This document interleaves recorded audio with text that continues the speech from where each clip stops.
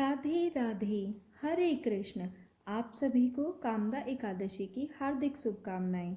चैत्र शुक्ल पक्ष में कामदा एकादशी का व्रत किया जाता है। इसका महत्व भगवान श्री कृष्ण ने युधिष्ठिर को सुनाया था।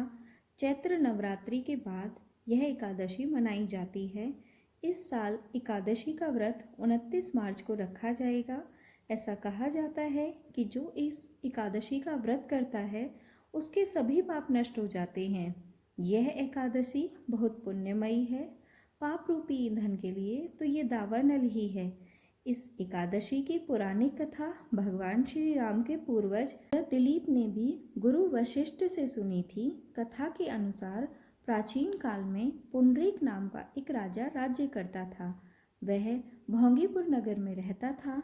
राजा प्रजा के लिए कोई काम नहीं करता था, किसी भी तरह प्रजा का ध्यान नहीं रखता था। वह हर समय भोग विलास में डूबा रहता था। उसके ही राज्य में एक पति पत्नी रहते थे जिनका नाम ललित और ललिता था। दोनों आपस में सच्चा प्यार करते थे। ललित राजा के यहाँ संगीत सुनाता था। एक दिन राजा की सभा में ललित संगीत सुना रहा था, तभी उसका ध्यान उसकी पत्नी की ओर चला गया और उसका स्वर बिगड़ गया। इसे देखकर राजा पुंडरीक का क्रोध 7वें आसमान पर पहुंच गया। राजा इतना क्रोधित हुआ कि उसने क्रोध में आकर ललित को राक्षस बनने का श्राप दे दिया। राजा के श्राप से ललित मांस खाने वाला राक्षस बन गया। अपने पति का हाल देख ललिता बहुत दुखी हुई। पति को ठीक करने के लिए हर किसी से उपाय पूछती रहती। ललिता का पति भयंकर मुख वाला, विकराल आंखें और देखने मात्र से डरा देने वाला बन गया था।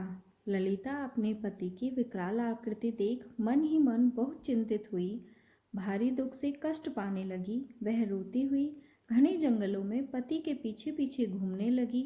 वन में उसे एक सुंदर आश्रम दिखा। ललिता शीघ्रता के साथ वहां गई और मुनि को प्रणाम करके उनके सामने खड़ी हुई। मुनि बड़े दयालु थे।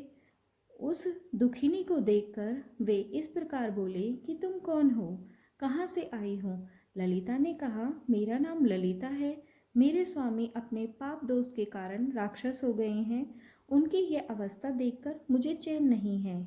इस समय मेरा जो कर्तव्य है वह बताइए, जिसके पुण्य के द्वारा मेरे पति राक्षस भाव से छुटकारा पा जाएं। कृपया करके मुझे उसका कोई उपाय बताइए। ऋषि बोले, इस समय चैत्र मास के शुक्ल पक्ष की कामदा नामक एकादशी तिथि है। वह सब पापों को हरने वाली है। इस व्रत का जो पुण्य हो वह अपने स्वामी को दे डालो। पुण्य देने पर क्षण भर में ही उसके शाप का दोष दूर हो जाएगा। मुनि का यह वचन सुनकर ललिता को बड़ा हर्ष हुआ। उसने एकादशी का उपवास करके द्वादशी के दिन उस ब्रह्म ऋषि के समीप ही भगवान वासुदेव से अपने पति के उद्धार के लिए यह वचन कहा कि मैंने जो ये कामदा एकादशी का व्रत किया है उसके पुण्य के प्रभाव से मेरे पति का राक्षस भाव दूर हो जाए। वशिष्ठ जी ने बताया कि ललिता के इतना कहते ही ललित का पाप दूर हो गया। अब उसको अच्छा रूप मिल गया, उसका राक्षस रूप चला गया। इसके बाद ललिता भी राक्षस योनि से बाहर आ गई। वे दोनों पति पत्नी कामदा एकादशी के प्रभाव से पहले की भी अपेक्षा अधिक सुंदर हो गए। सभी को एकादशी के व्रत का पालन करना चाहिए। कामदा एकादशी ब्रह्म हत्या आदि पापों और पिशाचत्व आदि दोषों को भी नाश करने वाली है।